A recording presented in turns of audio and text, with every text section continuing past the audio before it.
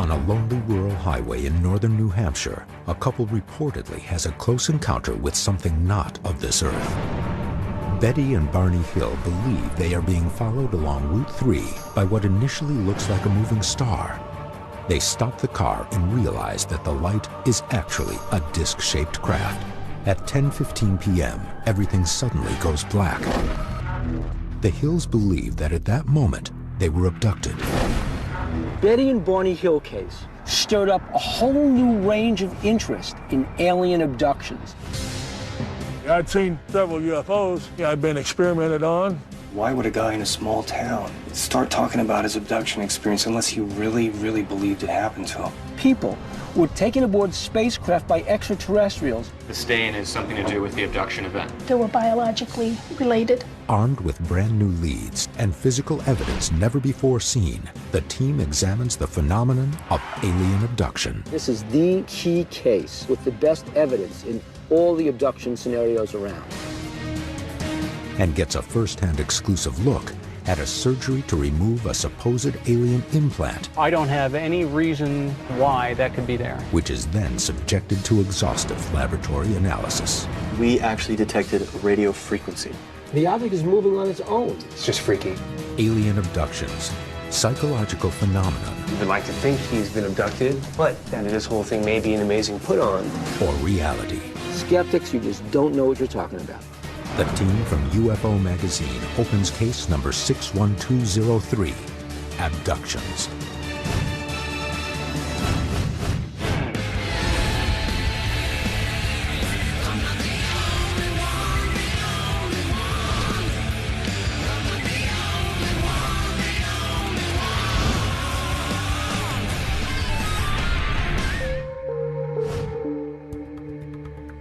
Why is it that people think of that image whenever they hear the word aliens? You know, the big eyes and the big head.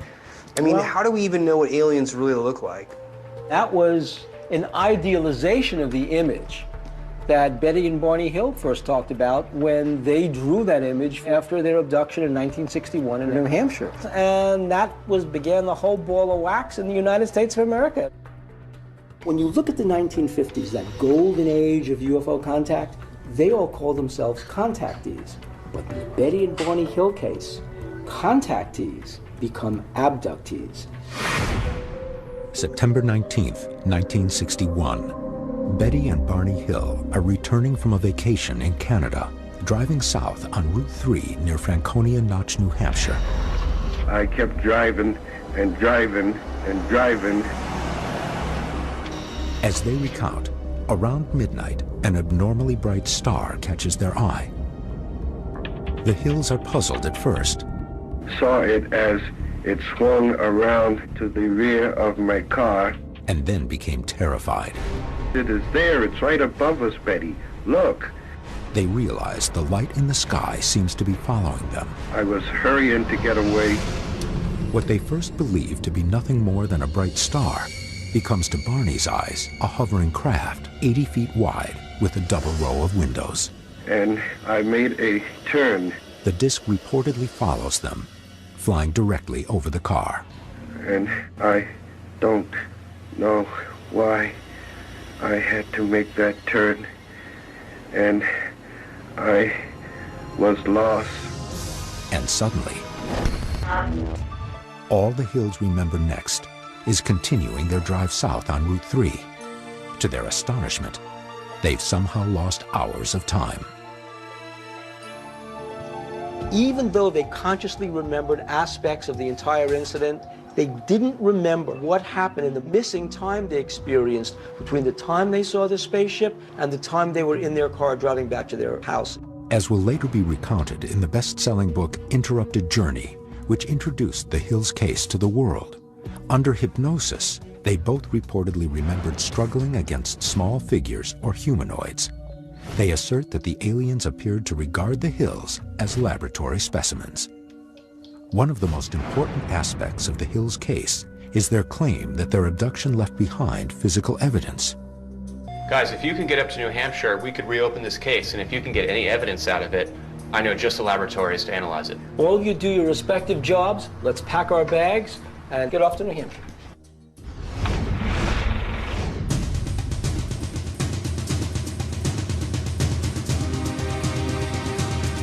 The team is in northern New Hampshire to trace the route the Hills took that night. You can't study UFOs without seriously pondering the possibility that they will interact with us and therefore can't expunge the abduction phenomenon. We're going to meet Kathy Marden, Oh, who the was niece. Betty's niece, who was alive at the time of the abduction, and she was actually a witness to what happened to Betty and Barney Hill that night. Kathy Marden was 13 when she first became aware of the Hills abduction story. Following Barney's death on February 25, 1969, Betty grew closer to Kathy Hi, Kathy. and confided private details about her ordeal. Betty's death in 2004 left Kathy the greatest authority on the subject. Her book provides new insight into the case. We are heading toward the first encounter, correct? That's correct. The first location where Betty and Barney actually stopped the car and got out with their binoculars to take a look at this craft. According to Kathy, there were 3 different locations where the Hills spotted the alleged craft as they traveled down Route 3. First, at the Mount Cleveland picnic area, 17 miles south of Lancaster. Second, near Cannon Mountain. And finally, at a lake 1 mile south of Indian Head, where they stopped the car and were reportedly abducted. This is the spot, the Mount Cleveland picnic area. This was the first stop that Betty and Barney made. Betty's eyes were drawn to a new light in the sky. Betty took the binoculars first. Betty looked at the moon. Okay. And as she was looking, she saw an odd-shaped craft. It was flashing multicolored points of light as it traveled across the face of the moon. It just immediately swooped down and no sound. That was the perplexing thing. She, at that point, saw the object shaped. It appeared to be rotating, flashing blue-white light, moving in a stair-step pattern, and it seemed to be bouncing around in the sky. By that time, the craft had moved northwest toward Vermont as it passed over the Cannon Mountain aerial tramway. Barney begins driving again, racing to the safety of the nearest town. But the craft continued to track the car. The craft shifted ahead, stopped, and descended to within about 100 feet of their vehicle, causing Barney to stop the car in the middle of the highway. He looked up at the craft, and there were approximately 8 to 11 figures in the window looking down at Barney. Barney wanted to get away from there and fast. I was hurrying to get away, and I kept driving and driving and driving, and I made a turn.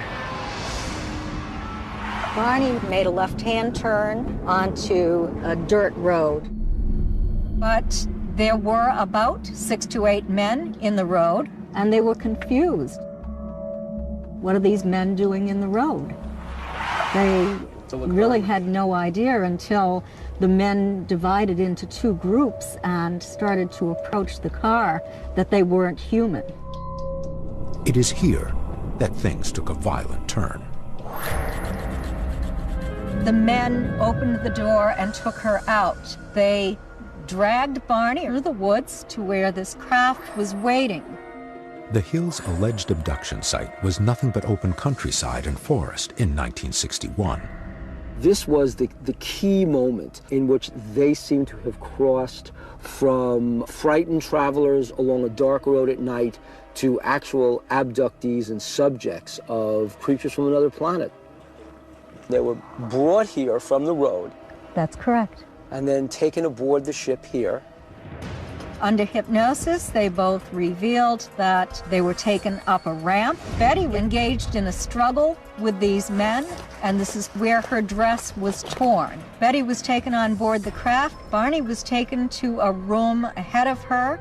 At which point they were subjected to various sets of medical experiments. Medical experiments and specimens were taken from their bodies. According to her account, Betty asked the alien entity where it came from, and was shown a three-dimensional map of stars connected by a variety of lines. Incredibly, during a hypnosis session over 6 months later, Betty was able to accurately recreate this star map. After the experiments were complete, the Hills alleged they were led back to the car. Barney was taken down a path to the vehicle. Betty was escorted by the leader down to the vehicle and watched the craft leave. I was unaware myself of how much they remembered without any kind of aid by a psychiatrist, regression or hypnosis. In the early morning hours after the incident, September 20th, 1961, the Hills returned home. They knew something had happened, but they could not account for the 2 missing hours. Later that day, Betty noticed something unusual on the dress she wore the previous night. An unknown pink powder coated the dress, even though she had no memory yet of being abducted, and no recollection of coming in contact with the pink powder. Something compelled her to hang the dress in the closet without having it cleaned. No one bothered to even do any testing in 1961 on any of the evidence. Nobody took a look at Betty's dress in 1961, that dress that was torn at the zipper. Now this case, as opposed to almost all other abduction cases, actually has some physical evidence that we can look at. Will analysis of the mysterious pink powder that coated Betty Hill's dress prove conclusively that the Hills were abducted by an alien craft? This is the seminal key case with the best evidence in all the abduction scenarios around. The team analyzes a 4-inch by 2-inch sample of the dress to see if traces of pink powder remain. Skeptics, you just don't know what you're talking about. The Hills abduction entered popular culture first through the 1966 book, Interrupted Journey. The book became a bestseller when Look magazine serialized the story in its October 4th and 18th issues that same year. As he stared downward, he seemed very impersonal, and I suddenly felt like a tiny bug waiting to be snatched, like I was some sort of specimen, and it was the eeriest feeling. In 1975, the book was made into The UFO Incident, a television movie starring James Earl Jones. Coming closer. It is not. It is not coming closer. Just way up there. Betty, what are you trying to make me believe? What are our criteria for alien abduction? According to the people who study this, the abductee has to be taken against his or her will. 2, the aliens have to transport the abductee somewhere, usually to a quote-unquote mothership. Finally, the person is returned to wherever the person has experienced some missing time, like Betty and Barney Hill.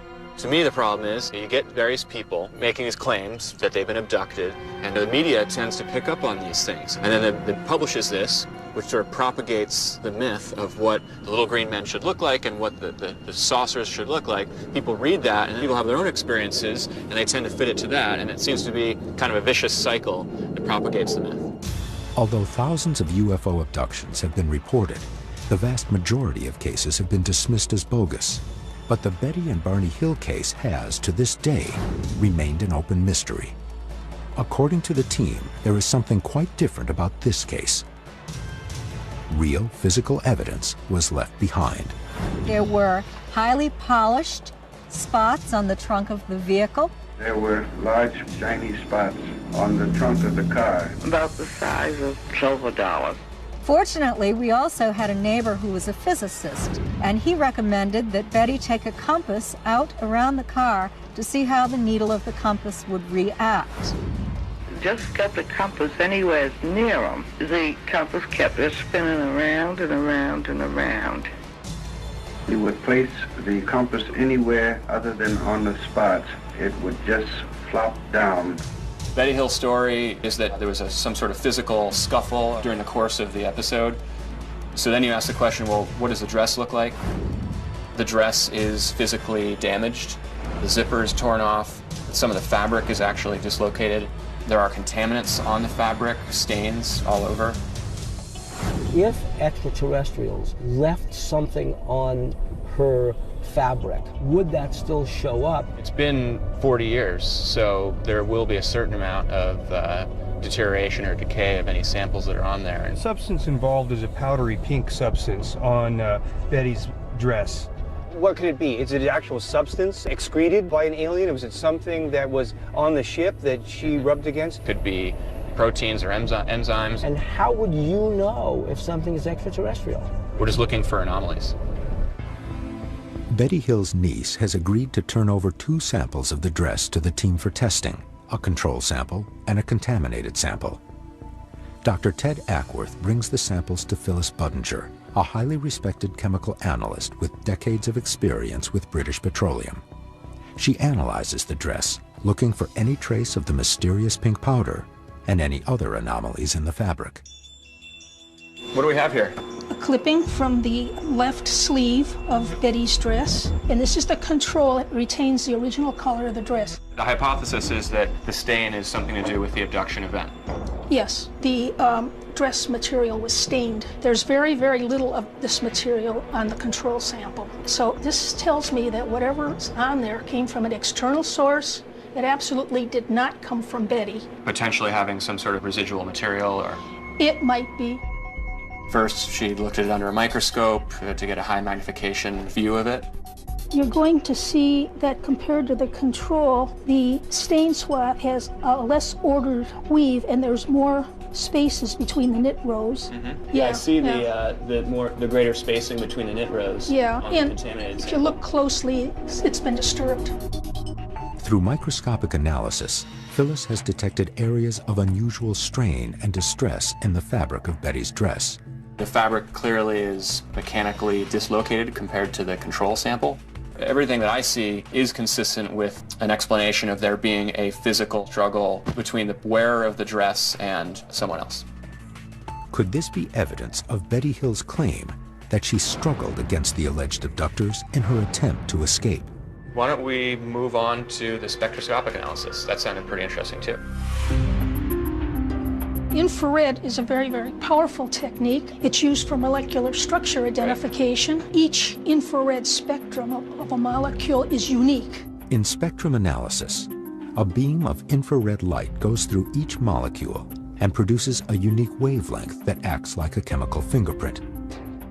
To get an accurate identification of the dress's contaminants, Phyllis extracts some of the unknown residue from the sample. And these are the results, and what it does is enhances the bands. It looks like there are at least 2 kinds of contaminants on the fabric. One is a protein-based material, the other is a fat material. Both are common. You find them everywhere. So we found that the dress is contaminated, and those contaminants are common. We got a better sense of exactly what the contaminant was on the fabric. I can't tell whether they were human or not, but they were biologically probably related. The physical evidence is consistent with the story, but it does not say that that something or someone else was an alien or a human or anything else. So it's inconclusive. But there's one final twist to the Betty and Barney Hill case, one that to this day remains unexplained. What about the star map that Betty Hill drew? When she was regressed, she drew a star map of where the alien on the spacecraft told her they were from. In fact, he actually showed her a diagram in space of where they were from. Marjorie Fish, 8 years later, was able to show that there were stars in that Zeta Reticuli system, that twin star system that Betty said existed. Zeta Reticuli is a star system centered around 2 main stars approximately 39 light-years away from Earth.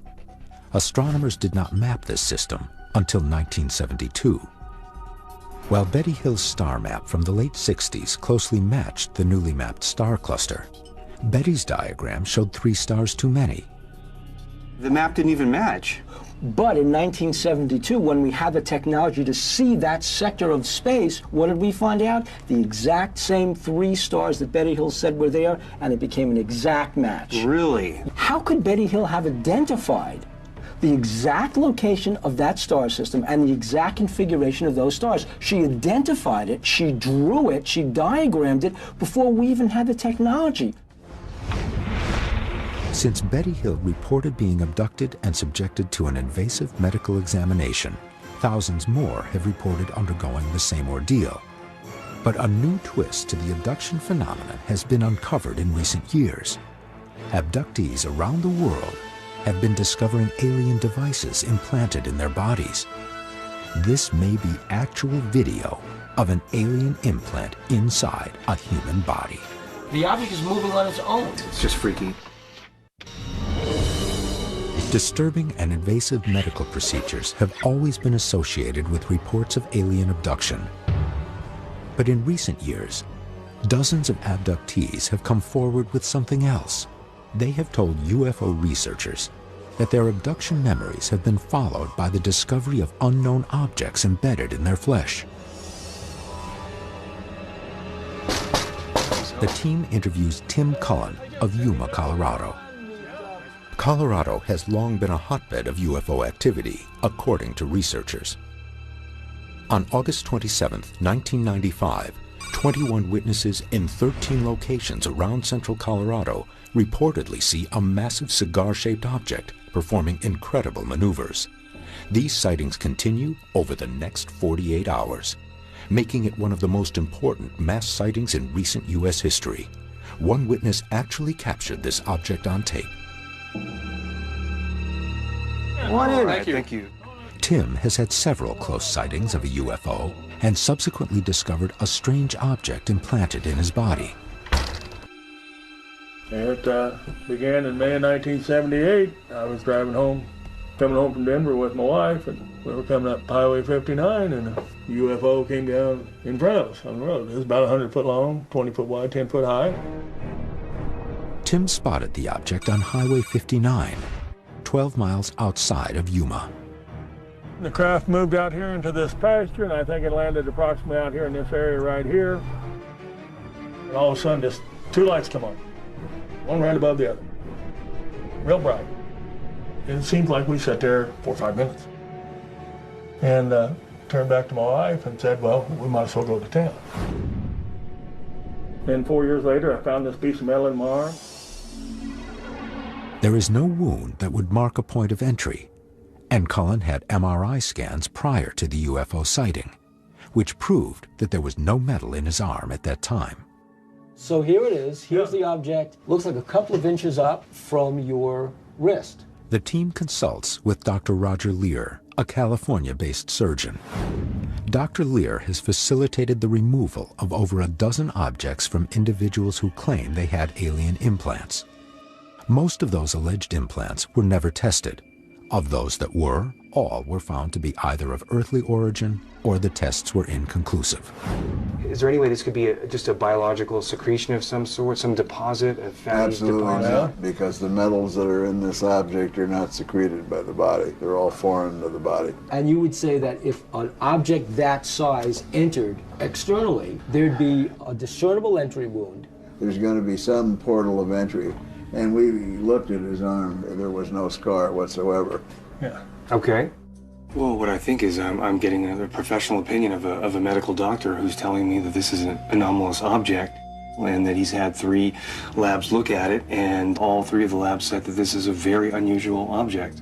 My main concern is that this is just a piece of metal that somehow got into into Jim's body. Further, the object triggered no rejection or inflammatory reaction in Tim's body. In fact, upon removal, it was discovered that Tim's body had surrounded the implant with a large bundle of nerves, a highly anomalous reaction in response to the presence of foreign material. So you say there was tissue around this thing. Can we see the video? Sure. The object also displayed abnormal behaviors during its surgical removal. The entire event was caught on tape. This is the video of the operation. Look at the size of that pad, you see? Object, Yeah, there now, it is. here it is. Now Look how it's moving away. See how it's moving away? There's your proof. Pat, you see that? The object is moving on its own. The tool I didn't isn't get a close pushing look it. at it. It's moving inside Tim's arm. I can't be 100% convinced until we get a super close-up of this thing and there's just something completely bizarre in there that will blow me away and make me say, you know, this is an alien object. You don't know what it is, so we'll see. We can see it moving around on the screen. I'm not actually. Now I paused it. You see, it's not actually touching it, right? It's away. So let's play it again. Okay. You see that it jumped again? It jumped again. It's jumping. Look how it's moving away. Hey, are you rolling now? Look. That's interesting. Look at that. He's trying to. Well, that's pretty bizarre. It's moving on its own. What's making it move? It certainly isn't being touched by the hemostat. It's certainly being touched by anything else. There's no fluid there. You can't see anything fluid in the arm. It's simply moving through the tissue under its own power. I mean, I don't know what to think. I don't know what to think. If it's not fluid, then this thing is moving around by itself. Then I don't know what to think. It's just freaky. While the team finds Tim Cullen's evidence to be remarkable, there are even more recent and troubling cases of implants left behind after possible alien abductions. December 11th, 2007. A 49-year-old Pennsylvania man, Jeff Harvey, contacts the team. You know what? Let's get back to the office. Come on. In 2001, he became seriously ill with what was diagnosed as heavy metal poisoning. Hop in. The cause of the poisoning was never determined. At the same time, he discovered something strange buried in his upper thigh. When did you first realize you had an object or something inside you? But what happened was I started losing a lot of weight. I used to weigh 220 pounds. I weigh 140 pounds now. So I was losing tons of weight. I became extremely ill. If this is related to that, I want it out, A, and B, I want this thing analyzed 8 ways to Sunday to find out what the answer is. Well, what makes you think that this is UFO related? It's one of the possibilities I'm researching. When Jeff was 8 years old in 1967, both he and his father had witnessed a UFO sighting while living in Honesdale, Pennsylvania, near Scranton. My dad and I were standing on the banks of the Lackawaxen River fishing, and at treetop level, it came across. It was smoking from the back. It had a circular shape. It had a bit of a bowl to the bottom. Did you have any memory at all of when you sensed that nodule in your leg being put in? That's the oddest part about it. The VA said, consistent with shrapnel, never been in battle. So I don't have any reason why that could be there. But you do have experience with having a UFO sighting. Maybe that's the connection. When the team has the alleged implant surgically removed and analyzed, to their surprise, we actually detected radio frequency.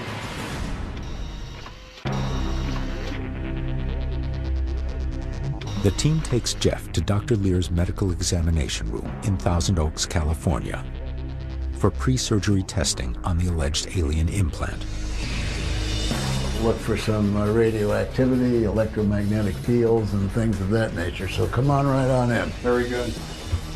Jeff Harvey noticed a foreign magnetic object in his leg 4 years ago. When I noticed it, I thought, I'd really like to find out what the heck this is. So I talked to the doctors down at the VA. They said, oh, fatty cyst, don't worry about it, no big deal. And then for some reason, one day I thought, you know what? I wonder if it's metal.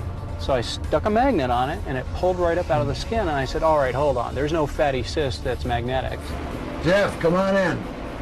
Only after the object has been surgically removed can the team determine scientifically what this object is and its origin.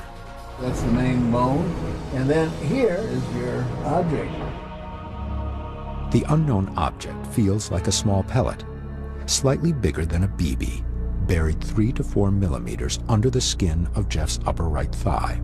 Size-wise, this is something very similar to what we have seen before. Jeff says he has no idea how the object entered his leg. He remembers no incident that might have somehow allowed metal to become lodged in his body. There is no scar anywhere near the implant. Are the other ones you've removed as close to the skin as this one? No, they're usually closer to the bone. Initially, it could have been deep and then it come worked its way superficially. Before we go into surgery to remove the implant, we need to determine what this object really is. We need to do a few series of tests of magnetism and radio frequency. This is a 250-pound magnet, and with that we have quite a bit of magnetic force here. If this object will react to a magnetic field, it should pull it closer to the skin. Is this the spot here, Jeff? Right there. Right here, okay. Yeah, it does stand out a little bit. See the skin? Yeah, I can. See, it's pulling out in just a small circular area, is that right? Right. How far out would you say that it's pulling out? A good 1/8 of an inch. Good 1/8 of an inch. Now we're going to be testing for radioactivity, electromagnetic fields, and radio frequencies next. Before we permanently remove this implant, we need to see if there's anything detectable going on. We do know that it's magnetic. Maybe it's giving off a radioactivity, maybe it's giving off a radio signal. We need to determine if it's just a piece of metal or it has some greater purpose. This instrument is called a Gauss meter. That's for the detection of electromagnetic fields. Let's see what happens. Okay. That noise is a very strong electromagnetic field. Let's get a reading of 10 milligauss, which is extremely strong. It's highly unusual for a tiny speck of metal to give off such a strong signal, unless it's connected to a power source. I wasn't that curious up until just now when you got a reading on output. Now the next instrument we use is a radio frequency detector. We have two ranges here that we can change from. One is the gigahertz range and the other is the megahertz range. Dr. Lear is sweeping a wide range of possible radio frequencies, from the bottom of the megahertz range and continuing upward to the top of the gigahertz range. Megahertz is the wavelength used by television and FM radio stations. Gigahertz is much higher, used for microwave ovens and cell phones, among other applications. It is emitting a radio frequency. It looks to be like about 59.125254 gigahertz. This is the megahertz range now, which is a 35.893, and this is megahertz. The megahertz reading fell under a VHF band. The VHF band is used by satellite radio and terrestrial communication, which is used by the government as well as the consumers. Well, I think we've learned something today, and we'll wait for tomorrow to have it in our hand. The evidence that we were able to test was pretty interesting, actually. We came out with the reading of 10 milligauss and also a radio frequency of 35 megahertz and 59 gigahertz. 35 megahertz is VHF, and that's radio, FM radio, or television. Good chance there's a lot of background radiation around. You might have picked that up. But the other one, 59 gigahertz. 59 gigahertz. That's extremely high frequency. Those are the radio frequencies that radio astronomers use to detect radio frequencies coming in from outer space. Why would an object under someone's skin be generating that kind of frequency?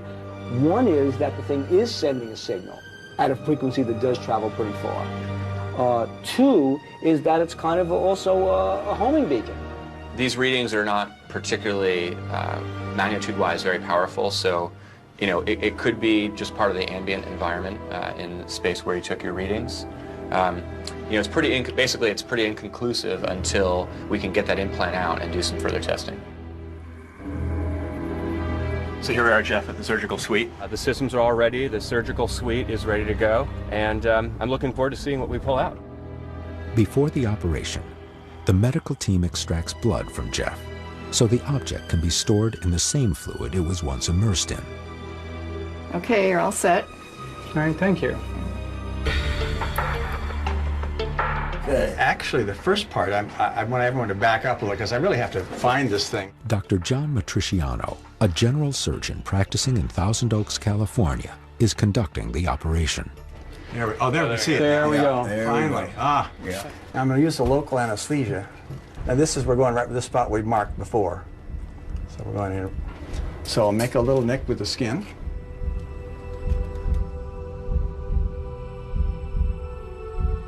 So I can't feel this, so I am going to rely a little bit on the X-ray. So we'll back off a little bit. Okay, I think we begin to see something here. Okay. Yeah. So look at a little bit of a black dot going there. Yep. Make sure we're on the same spot. I'm going to grasp this if I can. Looks like you're on it. Looks like we're right on it. So. Are you gripping it hard? Try not to damage it. No, it's slippery. I've got it here. See it? Yeah, it's definitely solid. Dr. Matriciano is surprised to find that Jeff's tissue has attached itself to the object. It looked like it was encapsulated in organic material that was actually attached to Jeff's body. So there was a little bit of a tugging to get it out there. That's it. Yep. We got it. Go that for a second. That's it. The size was surprising of the object. It appeared more flat and roundish, and I was really surprised that something of that size was generating a signal outside of my body. So it's in the serum. Okay. I'm just curious to see what happens, like many are, now that it's out, what changes. Yeah, the next step with this will be to get it to the lab to begin running our tests on it. When the team has the implant analyzed, there it is. They discover something no one had ever expected. It almost looks like a tiny meteorite. Thank you, Roger. After successfully removing an alleged alien implant from the leg of Jeff Harvey, the team conducts tests to determine if it still emits an unusual radio frequency as it did before. Tell me about the radio frequency test. The radio frequency actually canceled and stopped. The implant is no longer emitting a signal. Whether or not it's been turned off or been told not to work anymore or been grounded out, the frequencies of this type of object means there's much more implication to the object than what meets the eye. Hey, Richard. I brought the sample that we discussed. You want to show us the optical microscope? Sure. The next step is to analyze the object itself. Is it something that can be identified, or is it an anomalous object? The team takes the sample to Richard Matson of SEAL Labs in El Segundo, California. With 36 years' experience, the company is one of the leading independent analysis laboratories in the country. In order to take a scientific approach to this, we have to see actually what this thing is, submit it for metallurgical and biological testing, and see if we do have anything here. The sample is pretty small. It's only about 1 to 2 millimeters across. And what are you looking for at this point in time? The geometry, the shape, the color, the surface features, surface texture. Just a good place to start. So it's irregular in shape. It looks like it's black and brown in color. It almost looks like a tiny meteorite. Any fracture lines or? No. Nothing. Doesn't look man-made or manufactured. Under the optical microscope at 40x magnification, we got a great sense of what it looks like.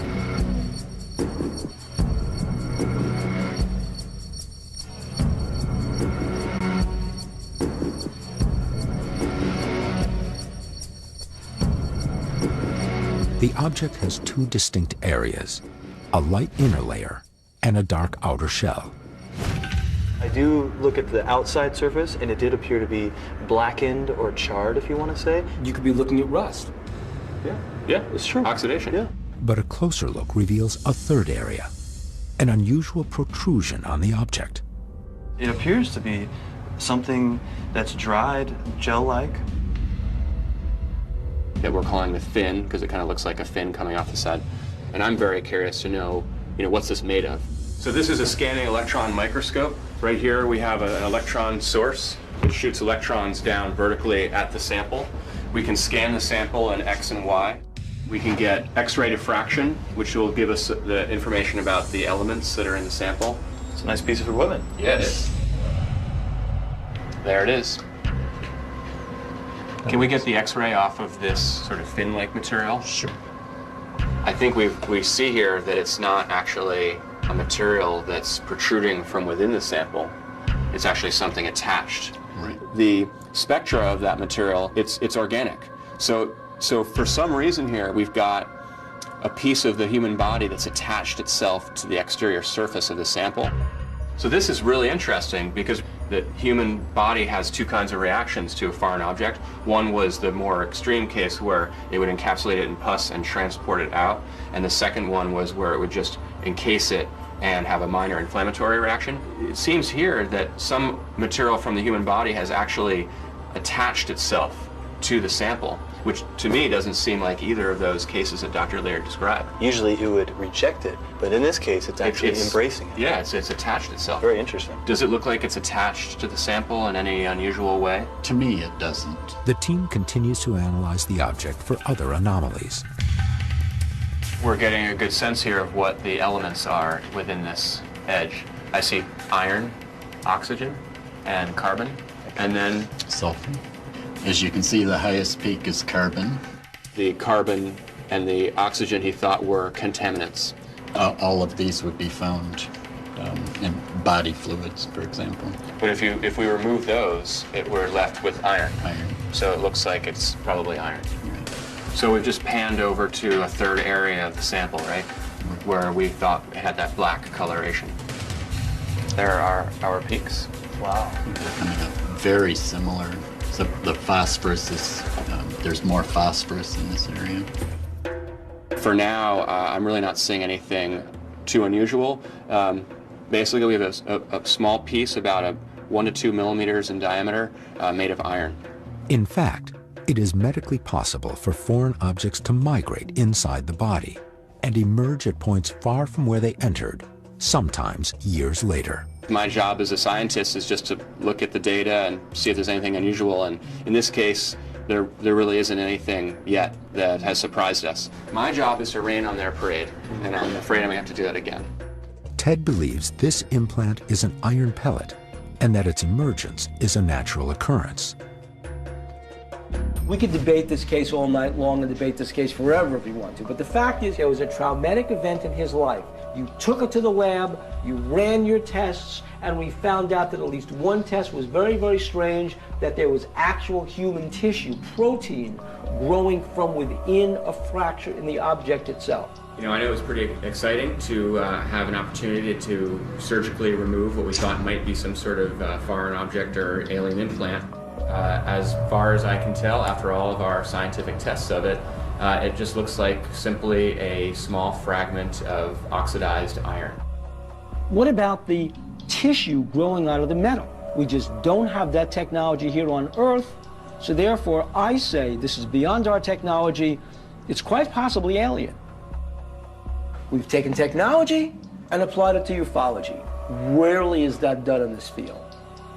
The debunker will always say to you, you haven't proven the existence of a UFO, as if you've got to produce the UFO on the table for it to be true.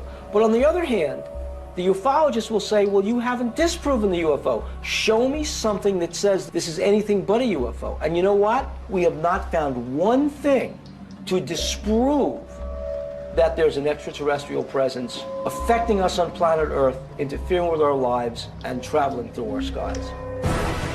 What began on a lonely New Hampshire highway in 1961, a couple allegedly chased down and abducted by aliens, continues to this day. Hundreds of news stories of alien abduction are reported every year, but the full accounts of what happens during these abductions may never be fully known. Are we really being watched by beings not of this world? Is it possible that other beings are leaving behind evidence of their visits to our planet? Or do these disturbing stories come not from the darkness of outer space, but from the dark corners of our own imagination?